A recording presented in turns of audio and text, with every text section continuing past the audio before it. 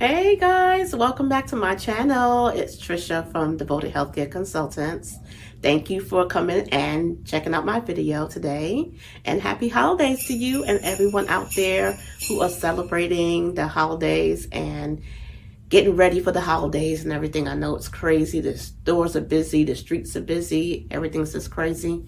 But I just wanted to say thank you for coming out and watching my video. Also, if you would like and subscribe if you enjoy my videos and my tips that I've been giving out, and also click the notification bell so you can get any upcoming videos coming to you. You will know, you'll be notified when they are uploaded. Okay, so today I wanted to talk about our veterans. So the veteran community is a huge community.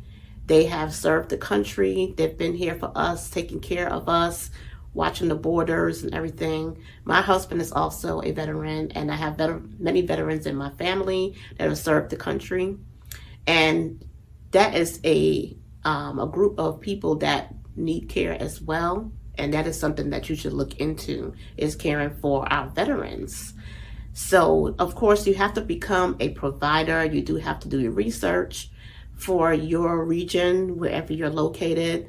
There are different community providers in different areas that you sign up to be a part of, so you could provide that service to them. And the whole aspect to it, you do still have to follow the same guidelines of starting a home care agency and having your provider information and all that.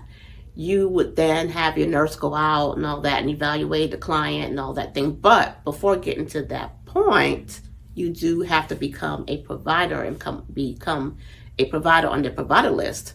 So you can provide that service to our veterans. So the veterans that are out there, they may have been in wars and stuff like that over the years. They may have gotten injured. It could be anywhere from age 20 and up to the elderly that you'll be caring for. It could be, anyone that had gotten injured while they were in the service, and they're now at home and they're pretty much homebound. It's a taxing effort for them to get out of the house, and it's a taxing effort maybe for their families to care for them. So, or they may be living alone and they need assistance with the activities of daily living, helping, getting a meal, getting their homes cleaned up. They're doing, for the light housekeeping, all those services that, you can provide, that you're already providing already through your agency.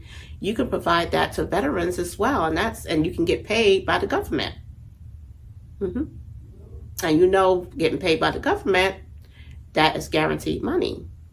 So you want to make sure your ducks are in a row so that you can become a provider for veterans. So my suggestion would be to go on to good old Google. You can go to the government website for VA residents and so on, and just see where in your region, where would you need to sign up, because there's like different regions.